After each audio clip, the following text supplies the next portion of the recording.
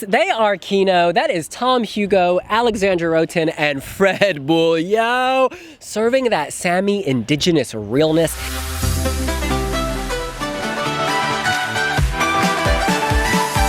I hear you calling me at night. Whenever wind is blowing, I can see your spirit in the sky. When all the lights are dancing. Yes, find the spirit in your DNA with My Heritage. In any case, his sound adds so much to this song. His unique musical flair takes us to a new place. It goes in a whole new direction. I think it elevates what some might call a cheap pop song into something expensive and spiritual. Do you know what I'm saying? Adding that yoik gives this a whole new flavor, and I absolutely love it. I think the message is very nice. We all have a spirit animal or someone protecting us out there, whether you think that's an angel, whether you think that's Mother Earth, it doesn't matter. There is something out there protecting you. I love how Alexandra, at the beginning, she says, I am nothing, my name is nothing. But later, she's like, I am freedom, my name is freedom. There's a journey here. She's discovering her value and her worth. Tom is helping her do that. Their voices are so different. He has, I can't even describe his voice. It's a really unique tone. And then she's got this kind of sexy, sassy, sultry sound. And then you've got Fred serving that yoik. They call him the yoiker. She's the Queen of Hearts and he's the yoiker. I just love it. At first, I wrote this off. The first time I heard it, I was like, what?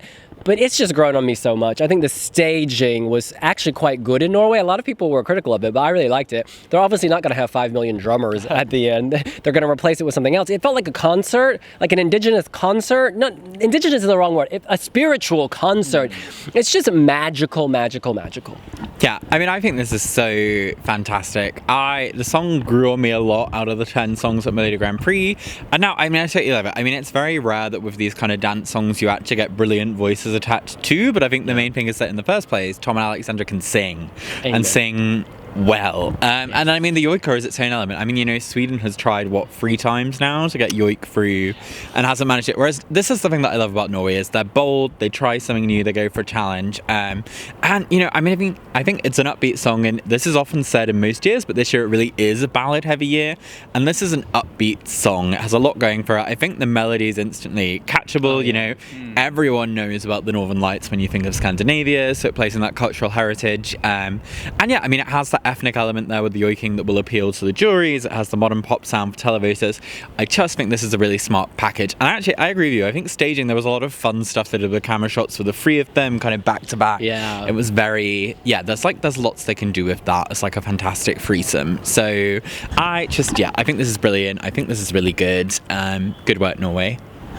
I think the staging was a bit cheesy at times, and it did feel like Fred just came out of nowhere and just suddenly started getting really enthusiastically yoiking. But I think it kind of knows that. I think it knows that about itself. It is, you know, slightly disposable pop, but that's kind of fine, and at least it brings something new to that disposable pop element. Yeah. In a way.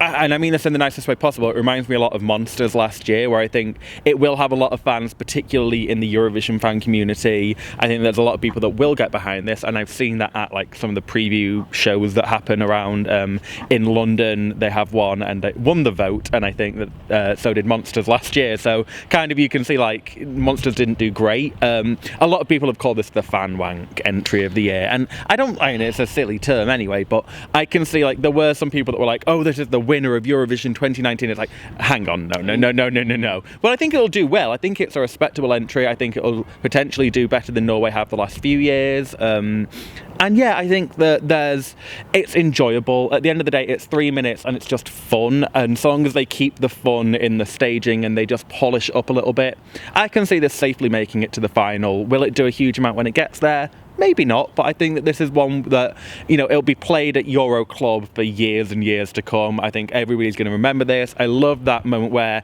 the song just cuts and then the yoiking starts again and it builds up to that final chorus.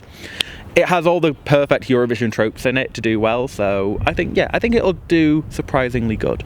Out of the light, like a star, like a hero, Fred will survive. I love that he just sort of appears and is suddenly dropping this sound that people will not be familiar with.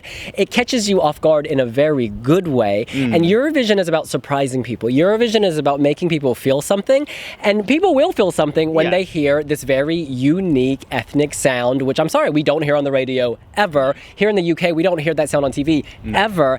And also, above all, and I think this applies to many Norwegian acts and certainly to Melody Grand Prix, there's always a warmth that comes out of Norway. Like, I've been to their final a few times, and there's just this warmth. And I think it stems from the producers, their head of delegation, Stig Carlson. Forgive me, Stig. There's just this warmth, and I love that that comes through in the performances as well. And we've met Tom. He was at the Wiwi Jam last year. We've met Alexandra. She came to the London Eurovision party last year. And Fred, we will meet you soon, boy. I'm really feeling this. Will it go to the final? You know, I'm hopeful, yes. I think this should go to the final. Eurovision is an unpredictable game, but I'm feeling optimistic. Yeah, I mean, I think as a dance song, this has an actual climax. Like, I think it's really unfair, some of the comparisons made, because it's not tacky. I think this is genuinely like a good dance track. And the climax thing, I mean, there are actually good voices behind this. This isn't just a load of vocoder slapped on something and auto-tune that can't be reproduced live. Every live performance we've seen, they've nailed it. There's not like a note put out of place. I mean, I think, you know, they're seasoned performers. Tom and Alexandra have done the selection process before. They know what they're doing. Fred with the yoiking adds something else, and that adds to like the mystical element. And I think this is going to the final. I don't see this not making out of that semi. I mean, like, not least because they have other Scandinavian nations in that semi who will help them out with what they're struggling with, even if that were going to be a problem. I don't think it is. I just think televoters will love this. There's something for the juries in it and it's professional with a capital P. It is time to go around and give our scores out of 10 along with a prediction and a justification, starting with Chris.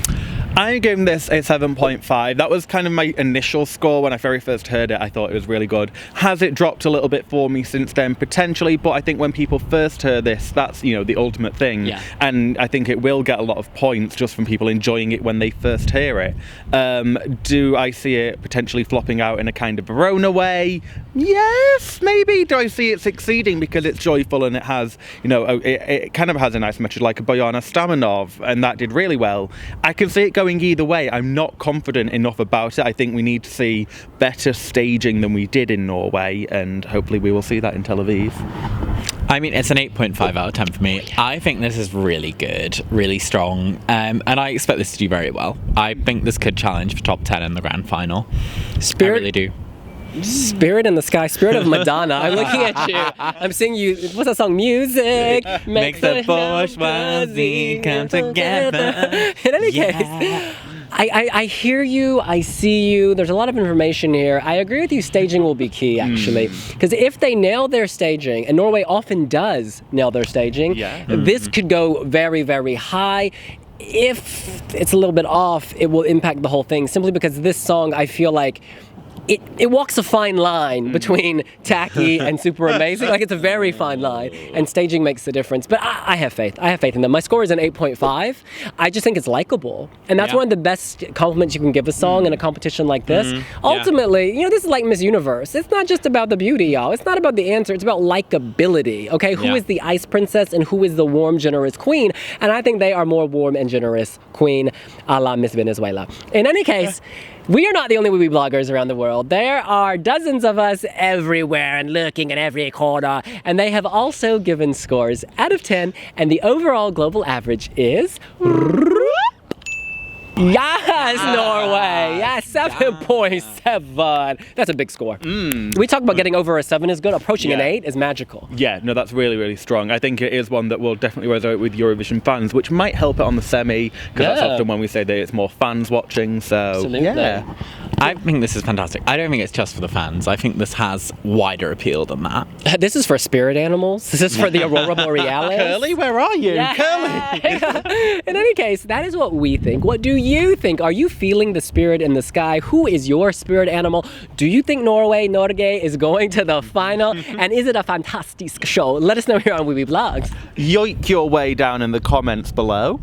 And make sure to subscribe to the channel, hit the notification bell, give us a like on the video, and also visit our social channels at wiwibloggs on all platforms. Yeah, we're gonna see you later. Bye.